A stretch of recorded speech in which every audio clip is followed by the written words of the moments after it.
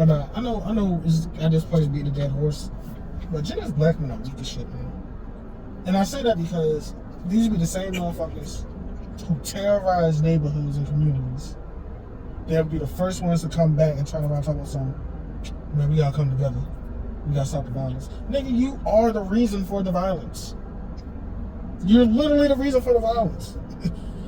Or they defend bad behavior. I don't want to say y'all because I ain't included in that. Or they just defend bad behavior constantly. And anytime you call them out on it, the first thing they want to pull is either their accolades or the fact that they're older.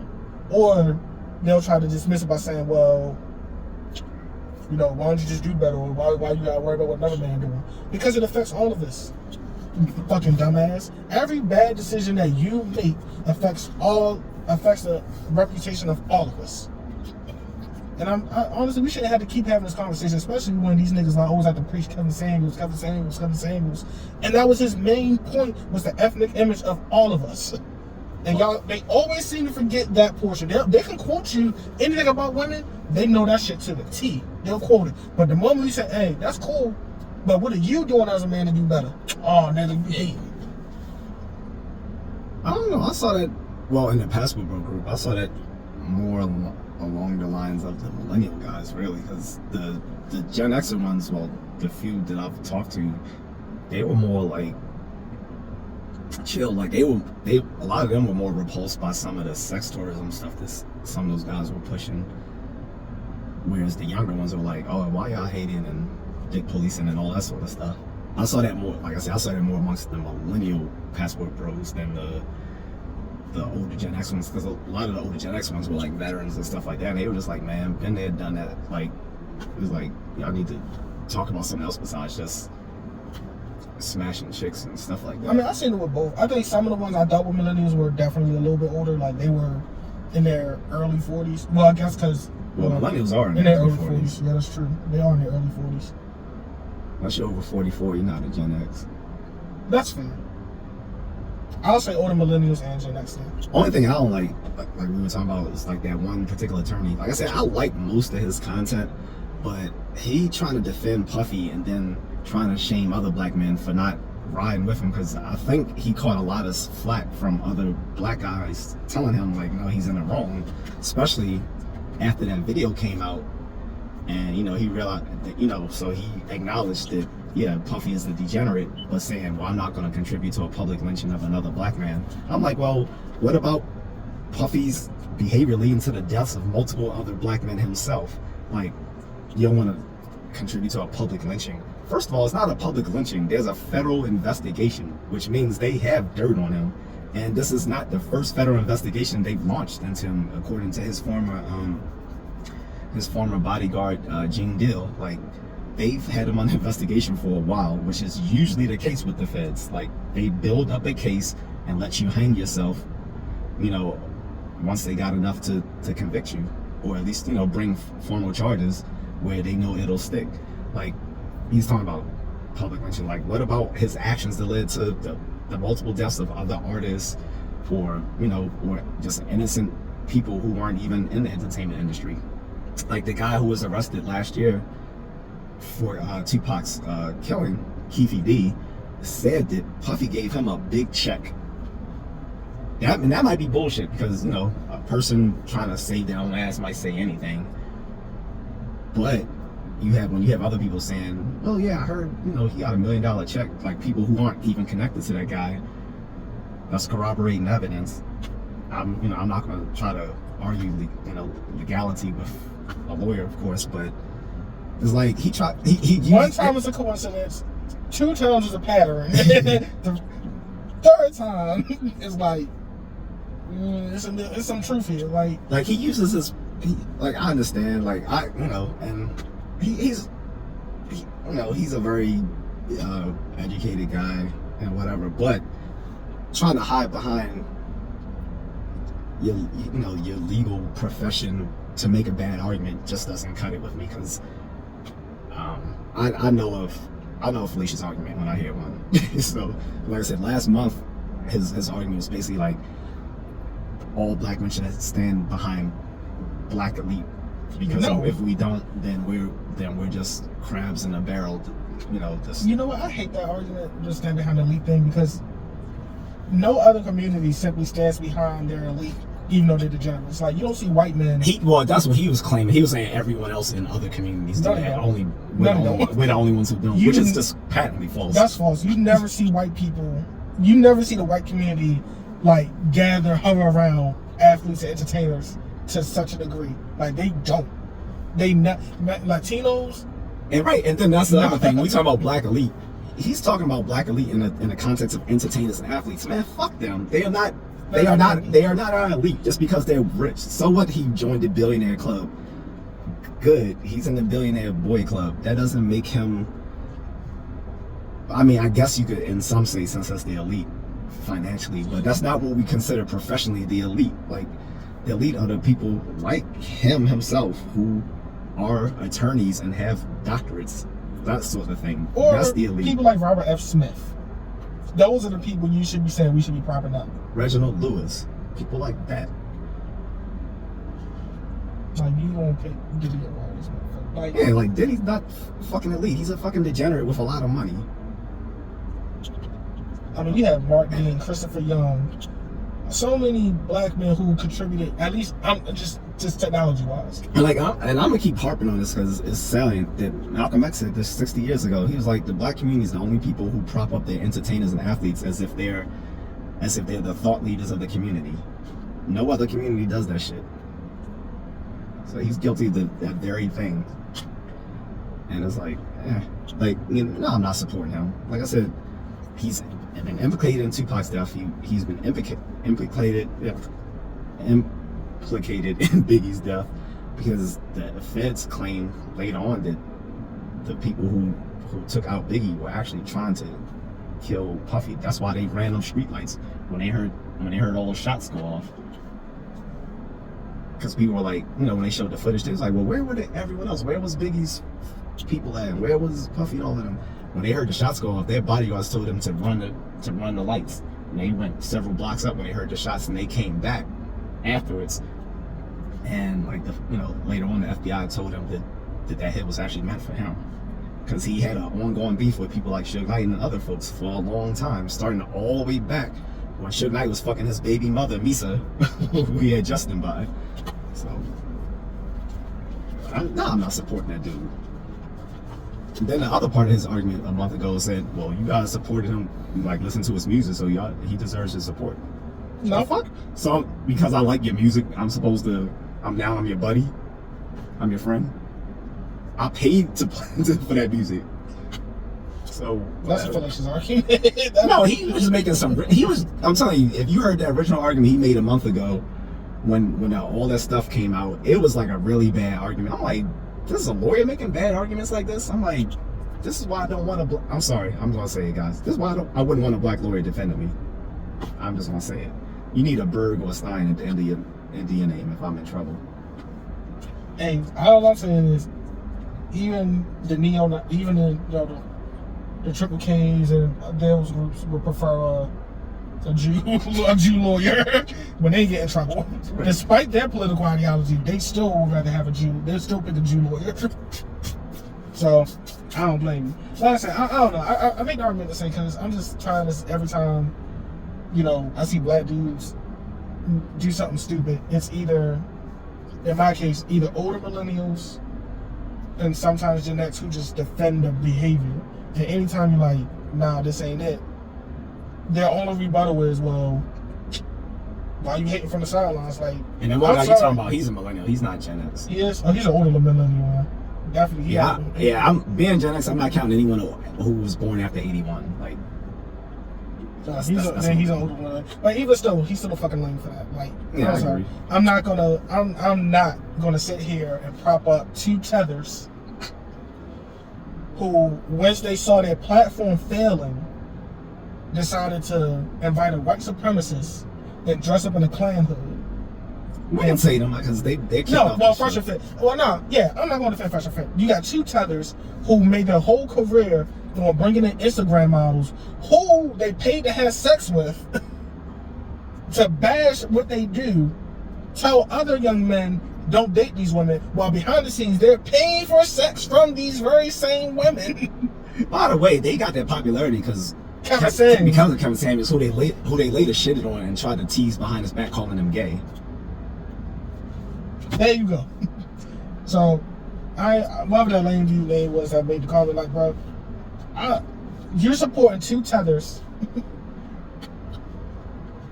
who pay for pussy. One of them got the prostitute pregnant, and then they dress up in clan hoods and call you monkeys.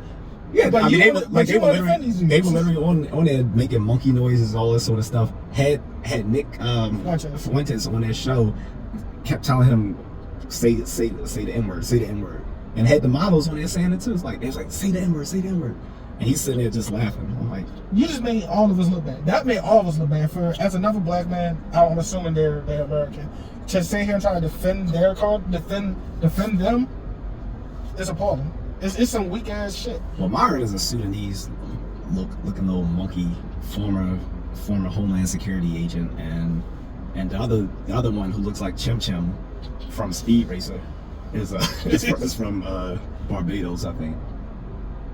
So they both tethers. Yeah, they're not real black people. And yeah, I said it. It's just if you weren't born here, you're not black. If you weren't not even where you're born, because you can still be born. If you weren't born and raised here, if your parents, if you don't have a legacy going back to before 1860, you're a tether. And I would. Some of you are still cool. You come into the picnic, but the ones who want to talk shit like Kai Cenat, like a dirty ass mop, fuck them. So that's all I have to say. Unless you want to say something. No, like I said, bro. I'm at the point. I'm just not about to associate with black men of a certain age. I'm just ready. Well, I already told you. I made a whole video. Remember, like a year or so ago, when I said, "Man, fuck old black men." Nah, not just that. Not even old black men. Even the young ones too. Like, even me being a millennial, once it's the older millennials. Like, this one, I'm like, yo, I'm not fucking with y'all. Like, y'all some incel motherfuckers. Like, I've never seen someone go out so far out their way to defend bad behavior. Because I think the guys my age and older, they're not incels, they're simps. The younger ones, I think, are more like the incels. Because, like, they're socially awkward, they can't get, they don't know how to deal with chicks, like, and, like, some of them, at least they do get an education, so then they can basically use their wallet when they go overseas, because they have no other social skills, so. And then these are the same guys talking about, she ain't yours, it's just your turn. I'm like, man, shut up. Bro, and it baffles me because I'm like, most of y'all niggas were virgins until you became adults. Like, it's just like, I get it, yeah, but who cares? Like, to find a virgin, like, what you're asking for is ridiculous. And this is why I do agree with women on, and even Kevin said the same thing. Y'all niggas want virgins when you're overweight, you're not making, a certain amount of money, you have a good career. Like, it can't be both, man. You can't ask for 5-star pussy if you a 2-star nigga. It doesn't add up. And I'll be remiss if I even promote shit like that. One is like, yo, what would you tell your daughter to do? I'll tell my daughter the same shit. I would tell my daughter, yo, if you cannot find what he does on LinkedIn, don't mess with him. If he's dirty, don't mess with him. If he's fat, don't mess with him. If he's uncouth, doesn't have manners, no social skills, don't mess with him. Like, I'll tell my daughter the same thing. Don't move in with a man that you're not married to. All that shit. And it's funny because these days it's like, yeah, yo, she ain't doing no wifey stuff, I ain't gonna marry her. Nigga, I'll tell my daughter, look, if he's not about to marry you, there's certain shit you should not be doing. Don't have a kid with him. That's number one. Now, if you choose to have sex, hey, that's I'm not going to tell you what not to do, what to do or not to do. That's your personal thing. All I'm saying is wrap it up, use protection. But nah, you don't gotta cook for this nigga if you don't. Like, you don't owe nobody. And that's the thing I do. These dudes don't understand. Nobody owes you this. Women don't have to do these things for you. Like, and for you to have these expectations of, oh, she gotta be a virgin, she gotta look like this, that's fine. But can you match that? Because the only thing you say is, well, I got the money. Nigga, but do you really have money though? Like, what's money? Like, you gotta be specific when you talk about money, because saying, oh yeah, I got I mean, you know, 80, 90,000, oh, that's cool. But the shit these niggas ask for, this bitch can go get $1 million. I'm just keeping it in the buck. Well, to counter that though, like Kevin and others have admitted, like, I mean, there's guys from other communities that aren't the top tier, but still get women who do these basic things for them that women have done for generations. No, I'm not saying that, but my issue, I'm talking about when these dudes talking about she has to look specifically like this, and this, and be a virgin, but a freak. She gotta be a virgin, but she also gotta be a freak. She also gotta know how to choke on dick. You know, I want her to cook. Well, and clean and do all these things, and I want her to run my business, but I don't want her to have a college degree though. Like the shit you're asking for is the same thing that women do. Well, the guys that are that most vocal and that absurd are like the minority. The most absurd people online are always just the vocal minority. But you know, they get the most. They get the most attention. They get the most attention because they say the most outlandish shit. So. I know what you defend the women. I don't, and I personally don't. For me, it's not about defending men or women. It's about defending what's rational and what works best. So I give credence, and when women are right, I give them their flowers when they're right.